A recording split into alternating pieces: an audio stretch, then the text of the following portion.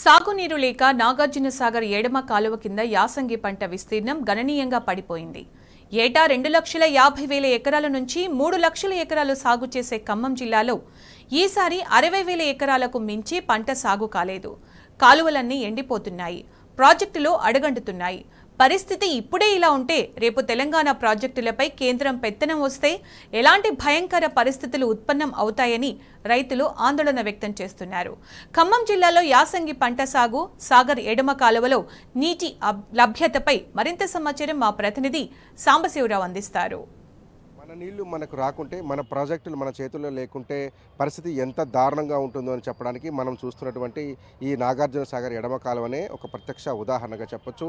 ఇప్పటికీ నాగార్జునసాగర్ మన పరిధిలో ఉండి మన రాష్ట్ర పెత్తనమే కొనసాగుతున్నటువంటి పరిస్థితిలో ఇప్పటికే సాగర్లో నీళ్లు లేకపోవడంతో పూర్తిగా ఎండిపోయినటువంటి నాగార్జునసాగర్ ఎడమ కాలువ ఏదైతే నాగార్జునసాగర్ నుంచి మొదలై ఖమ్మం జిల్లాను సస్యశ్యామలం చేస్తూ ఇక్కడ ఉన్నటువంటి దాదాపు 3.5 లక్షల ఎకరాలు 2,70,000 ఎకరాలు ప్రత్యక్షంగా నాగార్జునసాగర్ ఎడమ కాలువ కింద, మిగతా 30 నుంచి 50,000 ఎకరాలు పరోక్షంగా సాగర్ బ్యాలెన్స్ రిజర్వాయర్లు కావచ్చు, అట్లాగే చెరువులు కుంటల కింద సాగేటువంటి భూభాగం కలిగినటువంటి ఖమ్మం జిల్లాకు ఇది ప్రధానమైనటువంటి నీటి వనరు. 2 బ్యాలెన్సింగ్ రిజర్వాయర్లు, ఒకటి పాలేరు, తర్వాత వైరా, అట్లాగే సత్తుపల్లి నియోజకవర్గం ఉన్నటువంటి లంకసాగర్ కావచ్చు, మిగతా బేతుపల్లి లాంటి ప్రాజెక్టులకు నీటిని సరఫరా చేసి అక్కడ నుంచి రైతులకు అందించేటువంటి ప్రధానమైనటువంటి కాలువ ఇది. ఎంత దుస్థితిలో ఉందో మనం అర్థం చేసుకోవచ్చు.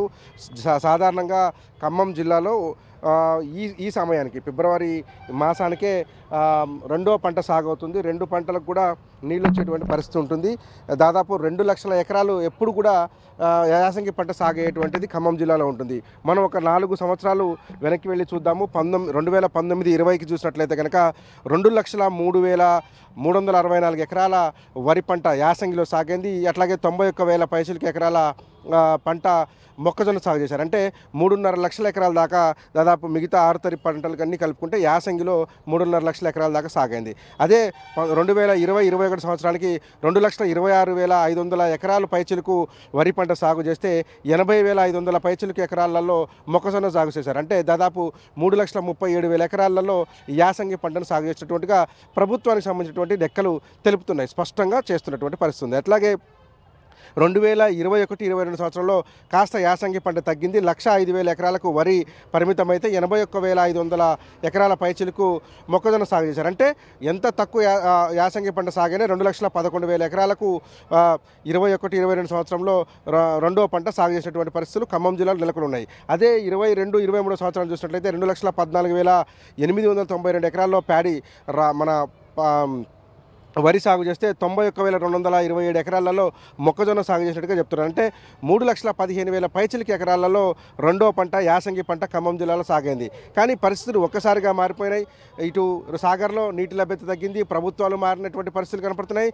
ఈ నేపథ్యంలో 2023-24లో ప్రమాద గంటికలు మోగుస్తున్నటువంటి పరిస్థితి కనపడుతుంది. ఇప్పుడు మారినటువంటి పరిస్థితులకు అద్దం పడుతుంది. రైతులను మనం టచ్ చేసినప్పుడు ఎందుకు ఈ పరిస్థితులు వచ్చాయి, దాదాపు 2 లక్షల ఎకరాల పైచిలకు వరి సాగు చేసినప్పుడు ఇప్పుడు కేవలం 26-27 ఎకరాలకు ఎందుకు ఈ సాగు విస్తీర్ణం పడిపోయింది అనే అంశాన్ని రైతులు అడిగినప్పుడు ప్రభుత్వం మారింది కాబట్టి, ప్రభుత్వం యొక్క పాలసీలు మారి ఉంటాయి కాబట్టి నీళ్ళు ఇస్తారో తెలియదు, కరెంట్ వస్తుందో తెలియదు. అంటే యాసంగి పంట సాగు కావాలంటే నీళ్ళన్నా ఇవ్వాలి, లేకపోతే కరెంట్ అన్నా ఇవ్వాలి. కరెంట్ ఇస్తేనే బోర్ల కింద సాగు చేసుకునేటువంటి పరిస్థితి ఉంటుంది. ఈ 2 అంశాలలో స్పష్టత లేదు కాబట్టి మేము యాసంగి వేయలేసారని చెప్పి చాలామంది రైతులు చెప్పారు. ఇక వెంసూరు మండలంలో రైతులు ఇప్పటికే ఒక 10 రోజుల క్రితం 2 సార్లు ధర్నా చేసినటువంటి పరిస్థితి కనిపిస్తుంది. ఎందుకంటే అధికారులను అడిగితే వరి నారులు వేసుకొని నీళ్ళు ఇస్తామని చెప్పి రైతులు చెప్పారు.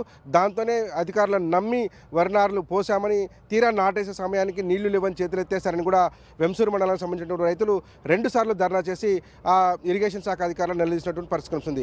నిన్నగాక మొన్న పాలేరు రిజర్వాయర్లో రైతులు, పాలేరు పాతకాలం కింద సాగుతున్నటువంటి రైతులు, వరి అట్లాగే చెరుకు సంబంధించినటువంటి రైతులు 300-400 మంది వచ్చి పాలేరు రిజర్వాయర్ గేట్లు ఎత్తి నీటిని తరలించుకోవాల్సినటువంటి దుస్థితి ఇవాళ ఖమ్మం జిల్లాలో నెలకొని ఉంది. ఇది సాగర్కి ప్రధానమైనటువంటి ఎడమ కాలువ కిందటువంటి పరిస్థితులు. ఇప్పటికే ఈ పరిస్థితి ఉంటే రాబోయే రోజుల్లో ఎట్లా ఉంటుంది, మొత్తం తెలంగాణ ప్రాజెక్టుల మెయింటెనెన్స్ని కేంద్ర ప్రభుత్వం చేతిలో పెడితే నీటి వాటా వాళ్ళు డిసైడ్ చేసేటువంటి పరిస్థితి ఉంటే ఎప్పుడు నీళ్లు విడుదల చేస్తారో తెలియని పరిస్థితి నెలకొంటే కనుక రైతుల యొక్క భవిష్యత్తు, పంటల యొక్క భవిష్యత్తు ప్రమాదంలో పడుతుందని చెప్పడానికి ఇక్కడ ఉన్నటువంటి అంకెలు కావచ్చు, మన కళ్ళ ముందు కనపడుతున్నటువంటి సజీవ సాక్ష్యాలటువంటి ఈ కాలువ కావచ్చు, ఇవే మన కళ్ళ ముందు సాక్షాత్కారం కాబోతున్నాయి.